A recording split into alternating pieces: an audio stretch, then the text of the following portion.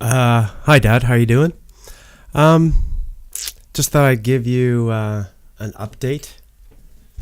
Um, let's see now. Whoa. Last Tuesday, a week ago, I talked with Rita in person at the Kids Music in Hamilton, and so we talked about signing over Brenna to me, and she's okay with that, and we just have to find the paperwork. It's because it's funny. It's easy to find how to do it if you want to fight over it on the internet. But if you want to do it without fighting, I can't find anything. I don't know what forums you have to fill out. So, yeah. So, anyway, so Brenna is coming, and Brenna and I went looking for apartments, and we went with Leah, and Leah was kind of sad because she wants to come but doesn't want to hurt her mom's feelings, but then again, she's young and still wants to frolic in the country, so she's like doesn't know what the heck. But anyways, so Brenna is coming. We're collecting up stuff. We've bought some stuff, a peeler and a steamer and things like that. But so they were here on the March break, and that was fun. And I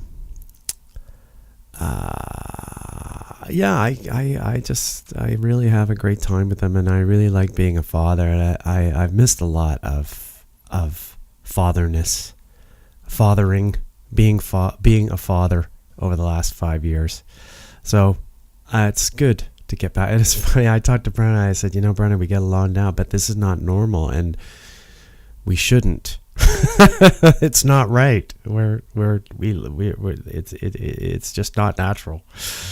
So anyway, we'll see what happens when we move in together. Obviously there'll be some sort of friction, but and I have really said to her, look, it's not gonna be heaven. I remember Mom tricked me into moving to South Africa, telling me all about how great it was going to be, and I was going to get a drum set, and I was going to get this and that. But anyway, and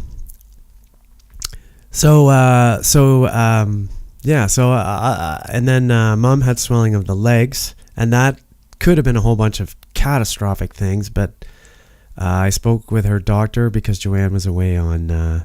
Normally Joanne handles the doctor, but she was away. So I spoke with the doctor, and he said that he didn't think it was a big deal, and that it might have to do with medication change, and it probably wasn't heart failure or kidney failure or signs of. So they just gave her diuretics and that, so she's good. But when I talked to her, she's happy and chirpy and forgetful. So, so anyway, that's her. And then Debbie, I don't have any contact with at all. Joanne, I hardly have any contact with. So that's that. And then, Ulrich, I don't know. I don't think he's improved very much. I know he does kind of walk, and he barely talks. And it's hard to get any I've explained this thing where Rita doesn't even want to give up information, and so whatever. So, and then I'm doing some good work. I should show you. What should I show you? What do I have here? Oh, I took it all away. But maybe I have it on email here. What have I sent to people? I haven't really sent any drawings. I send videos to everybody now. I do these videos for people.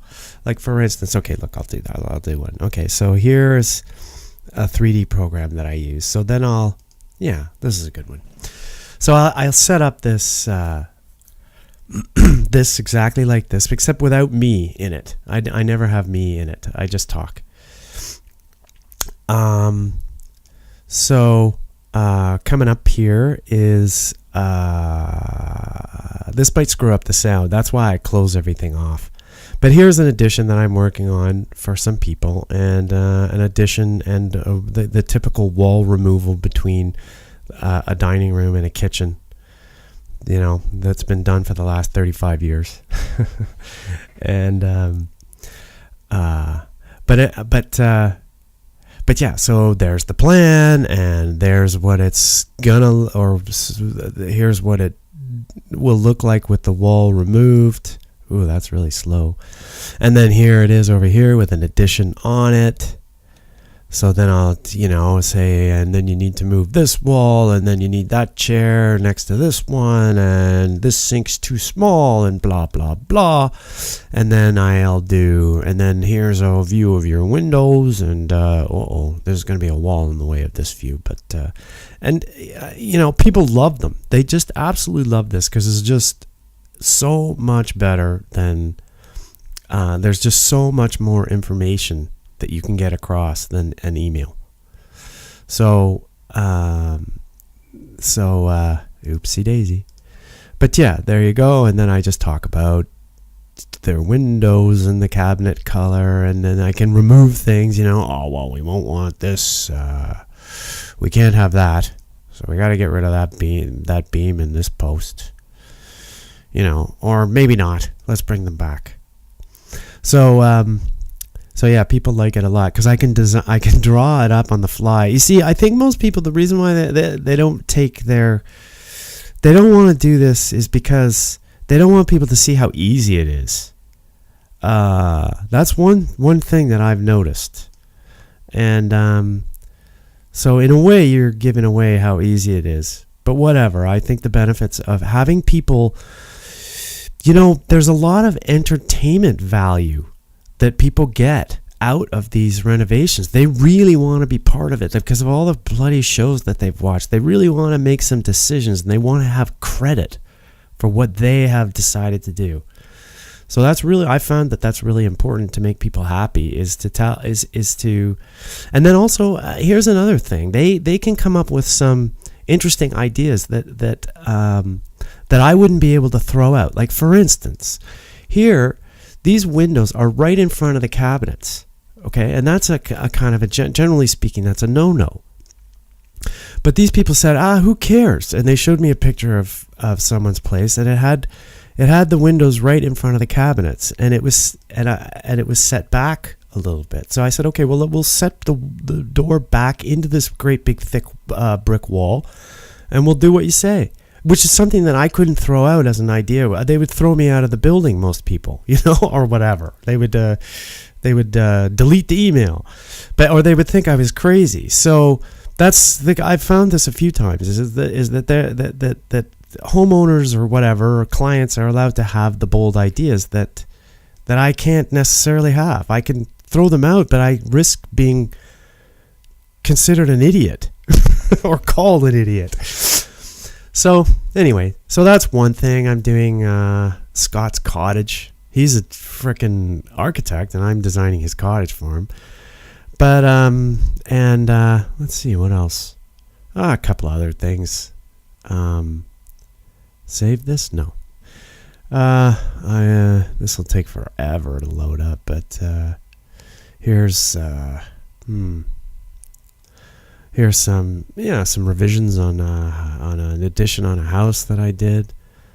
So I'm just not making very much money doing this. I am afraid that, because with me being on ODSP, and I want to hang on to that because I could get very sick like I did before with my nails falling out and fevers, and which is another thing. I've been to a whole bunch of doctors, and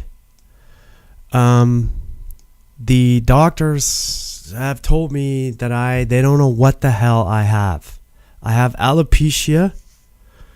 I have signs of rheumatoid arthritis, and I have signs of lupus. So I have lupus, like the sweating and the feeling hot, and then when I lose my nails, I get really, really sick. Like, I can't go to the gym. I don't even want to go outside. I don't even want to talk. And then, and that's what people with lupus have. But people with lupus have sores in their mouths and all kinds of other things that I don't have. And then, with the alopecia people, they have no idea what I'm talking about when I talk about losing my nails. I went to the meeting. Did I tell you about that? Yeah, I went to the meeting. Anyway, it was interesting. There's another one coming up with more people. There was only about 10 people there. It wasn't that great. I did meet somebody who went to Northern the same year that I was at Northern. That was interesting. She was cool. But but there were there were some young people and some parents of young people that wouldn't even show up, and they seemed to be really taking it very hard. The parents mostly. It's just so frustrating for them. There's just nothing you can do about it. Anyway.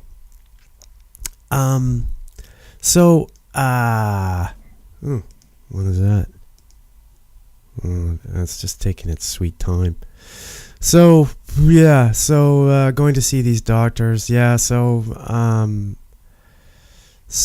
even if they do find out, even if there is a name that they can give for me, they just don't, I don't know. I mean, I even have signs of wheat intolerance. I mean, when you start looking at things, you can think that you have signs of everything, but these are things that they're talking about.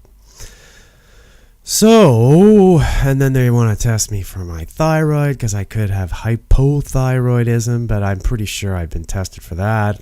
But anyhow. Oh, yeah, here we go. This is a whole different ball game. This is not the 3D. This is regular drafting. So, yeah, here's a bunch of drawings that you submit to the building department.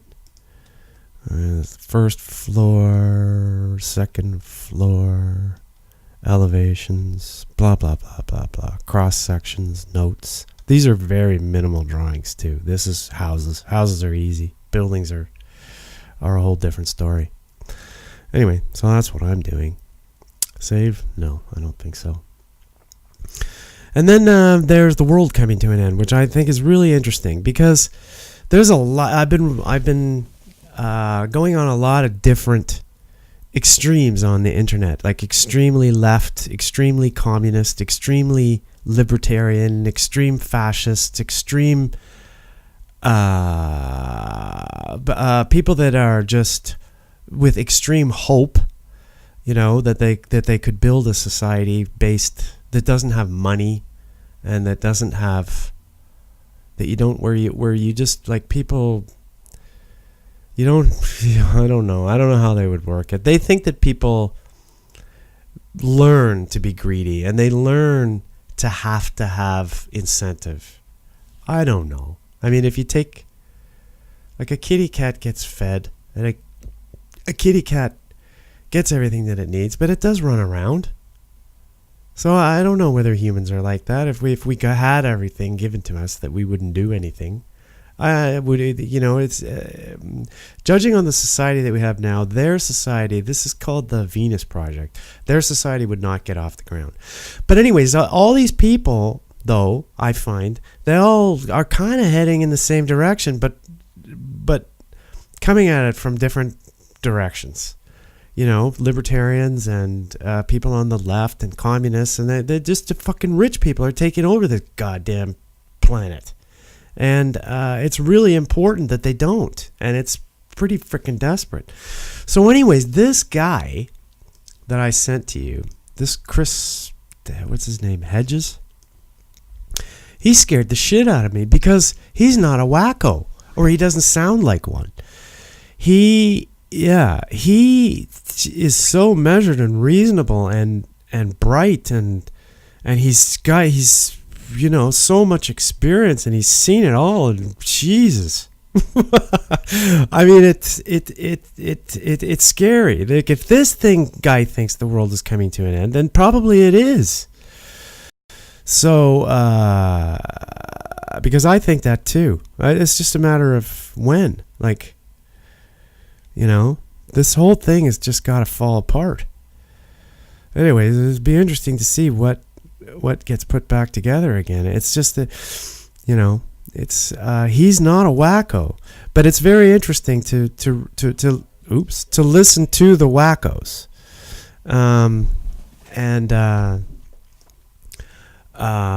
because they're saying the same thing. They're saying what he's saying, and but they just don't sound as reasonable and well, like coming out of like they have an agenda. They want a libertarian society or they want a communist society. This guy just seems to want a better one. And he doesn't really know what it is. He knows it's not religion, and he knows it's not complete lack of religion, atheism. That's not going to cure the world. And then libertarian hasn't been tested, and I don't know. Anyways, it's all fun and games until you think about your kids and you get worried about that. But yeah, I just think that we need to get a handle on these rich people fucking the whole place up and not giving a shit and not worry. Just like everything has just been so profoundly screwed up. Just wildly all wrong. This whole idea that we could have a financial economy instead of one that makes stuff is just fucked. And it's going to come unglued. And it's true what he says, that the United States robbed the people to keep the idiots that fucked up the economy in the first place in business and with millions and millions and millions and millions and millions of dollars in bonuses. It's just wild. And then they're back at it again. Same shit. Anyways. So, how are you doing? And how is Kate? I hope she's doing all right. And say hello to everybody. You don't have to say hello to Victoria because I talk to her all the time. Her life is entertaining and mine isn't. So I live vicariously through Victoria. Anyway, I will talk to you soon. I think I covered enough.